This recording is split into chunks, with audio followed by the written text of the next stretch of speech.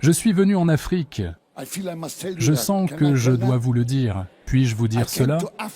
Je suis venu en Afrique. Et ma première réalisation, quand je suis arrivé là-bas, était que l'Afrique ne m'avait pas attendu. Les gens n'étaient pas intéressés par ce que j'avais à prêcher. Ils ne sont pas venus. J'étais tellement déçu. J'ai voyagé presque toute la journée pour prêcher dans une certaine petite église. Quand je suis arrivé là-bas, après tous les problèmes, il y avait 5 personnes et j'ai prêché de tout mon cœur et pas une d'entre elles ne voulait être sauvée. Ça m'a brisé le cœur. J'ai dit, où est la puissance du glorieux évangile que je prêche? J'ai dit, Seigneur, où est-elle? Je ne suis pas venu pour rien, je veux voir quelque chose se produire.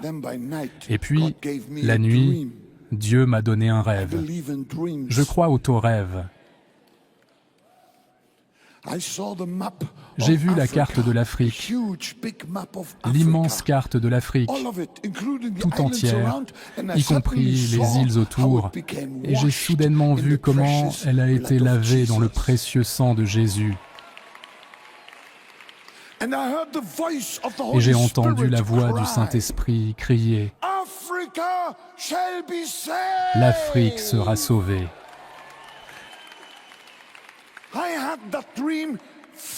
J'ai fait ce rêve 4 nuits consécutives, et après la 4e nuit, j'ai dit à ma femme, « Je pense que Dieu essaie de me dire quelque chose ». Partout où j'allais, je disais, « Avez-vous déjà entendu? L'Afrique sera sauvée. Avez-vous entendu? L'Afrique sera sauvée. Avez-vous entendu ?» Mes collègues missionnaires d'Allemagne ont dit, « Reinhard, tu es fou. Parlons plutôt de Lesotho. » C'était le minuscule petit pays où nous étions. Je dis, « Vous parlez du Lesotho. Dieu parle de l'Afrique. » Je vais maintenant me connecter à ses plans, car ses plans ne failliront jamais. Je me suis connecté à ses plans, et alors le miracle de cette gigantesque moisson d'âmes a commencé comme une explosion.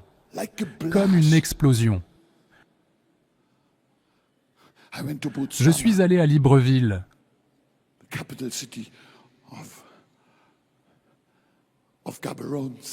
la capitale du Gabon. Le Seigneur m'a dit, « Je veux prêcher dans ce stade. Tu vois là-bas ce stade, le stade national. » Oh, j'ai dit, « Seigneur, j'ai toujours voulu prêcher dans le stade, mais les gens ne sont jamais venus. Si tu dis que je vais prêcher dans le stade, voici ce que je vais faire. » Je suis allé avec un pasteur qui m'a accueilli là-bas. Je suis allé voir les autorités et j'ai réservé le stade. J'ai dit, aujourd'hui, dans 4 semaines, j'ai une croisade d'évangélisation. Ma première croisade d'évangélisation dans un stade. Je suis allé d'église en église. J'ai dit, je m'appelle Reinhard Bonnke. Un nom si drôle. Et je suis un évangéliste. Et aujourd'hui, dans 4 semaines, j'organise une croisade d'évangélisation au Stade national. Je vous invite, s'il vous plaît, venez. Non, non, quel est votre nom? À la fin, j'ai dit, je n'ai manqué personne. Mais Dieu m'a parlé. Pour faire court, 4 semaines plus tard, personne ne voulait coopérer. Sauf un, et il avait 40 personnes dans son église le dimanche. Juste un avec 40 personnes. Je me voyais déjà dans le stade national avec 40 personnes. Vous savez comment nos esprits nous jouent quand des tours. Le jour est arrivé, j'ai dit, « Oh Seigneur, oh Seigneur, oh Seigneur, je suis ici parce que tu as parlé. » J'ai attendu, La première réunion était maintenant là. Il y avait 100 personnes. Je le sais avec certitude car j'ai compté 10 fois, mais vous savez, 100, c'est 100 si vous comptez les têtes et pas les doigts. Il y avait 100 personnes, moi y compris. J'ai pris ma Bible et j'ai commencé à prêcher. J'ai prêché 10 minutes, quand soudain, là-bas, quelqu'un a commencé à crier « Je viens d'être guéri ». Un autre, un autre, un autre. Je me suis dit « Attends une minute, c'est très étrange. Je n'avais même pas prêché sur la guérison ce jour-là. J'ai appris ma première leçon, et cette leçon était que Jésus ne peut souvent pas attendre que nous, les prédicateurs, ayons fini nos sermons ennuyeux. Il a hâte de faire de grandes choses. Mais ce soir-là, une femme aveugle a recouvré la vue et une a marché. Quelques jours plus tard, le stade était bondé,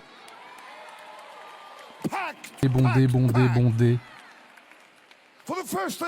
Pour la première fois de ma vie, j'ai vu 3000 personnes être sauvées en une réunion, J'ai dit, « Oh, c'est comme si le ciel embrassait la terre. » Et c'était tout le temps le salut, les signes et les prodiges à gauche et à droite. C'était une extension des actes des apôtres. Et puis le Saint-Esprit m'a parlé, il m'a dit, « Demain, je veux que tu parles du baptême dans le Saint-Esprit. » J'ai dit, « Oh Seigneur, ce n'est pas une réunion de prière, c'est une réunion de stade. »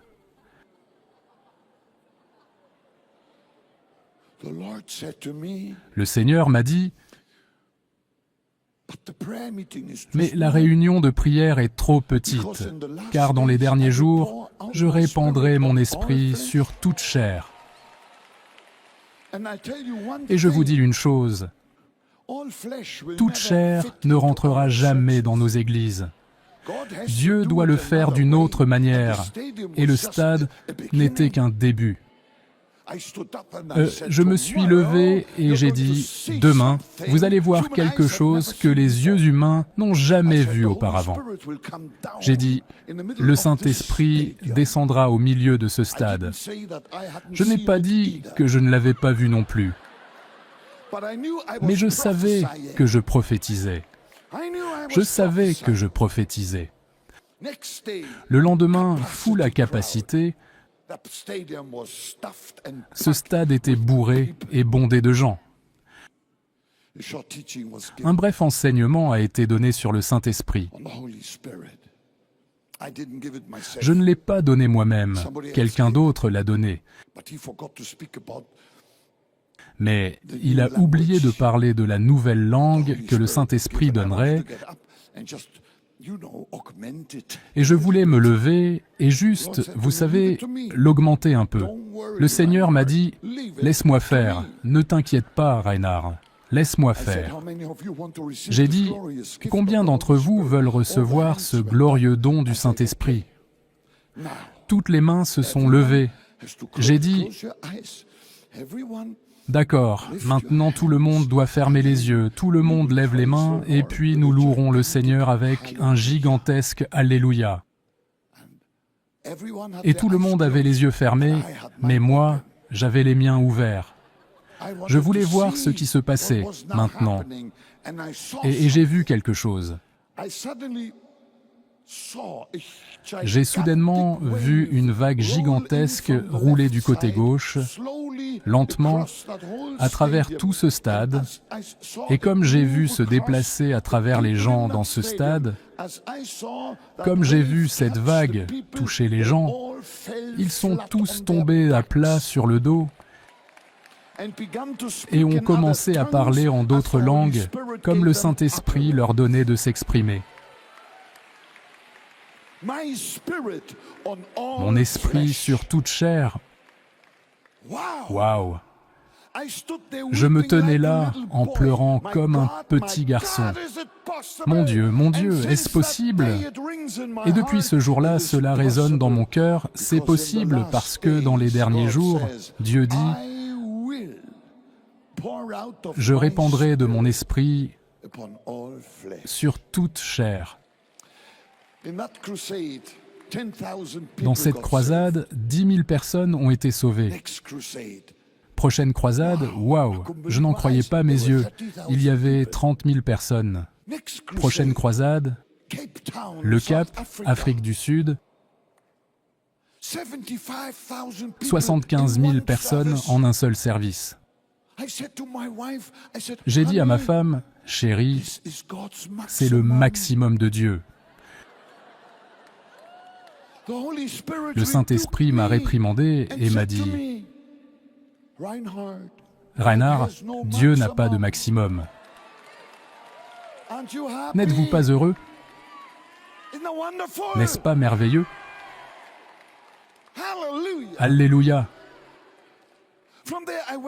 De là, je suis allé à Blantyre, au Malawi, pour la première fois de ma vie. J'ai eu une foule de 150 000 personnes en une seule réunion. Nairobi, Kenya, 200 000. Puis, j'ai traversé l'Afrique de l'Ouest, la ville de Kaduna, au Nigeria. Pour la première fois de ma vie, j'ai prêché à 500 000 personnes, un demi-million. Les pasteurs sur l'estrade pleuraient. J'ai dit, « Pourquoi pleurez-vous » Ils ont dit, « Quelque chose se passe que vous ne savez pas. » J'ai dit, « S'il vous plaît, dites-moi. » Ils ont dit, « La grande majorité de tous ces gens ici sont des musulmans. »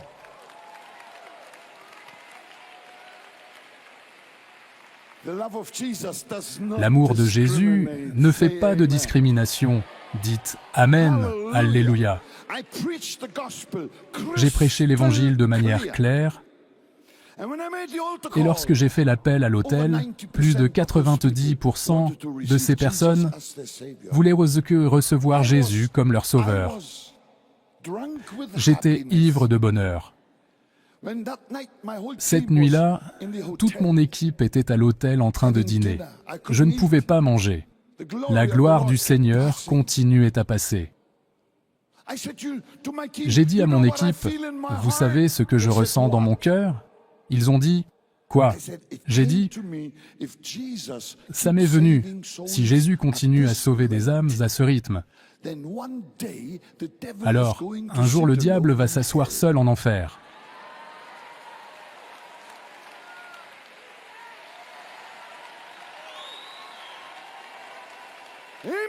Amen. Je sais que ce n'est pas théologiquement correct, mais j'aurais aimé que ce soit le cas, parce que l'enfer n'a pas été fait pour l'homme. Il a été fait pour Satan selon la Bible.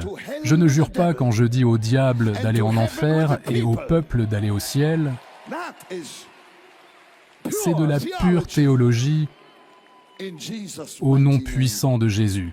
Et ainsi, les foules ont continué à augmenter. 750 000, 1 million, 1 300 000, 1 600 000. Nous tenons des registres de décision depuis 1987, et de 1987 à maintenant, nous avons 74 millions de décisions enregistrées pour Jésus-Christ. N'est-ce pas merveilleux?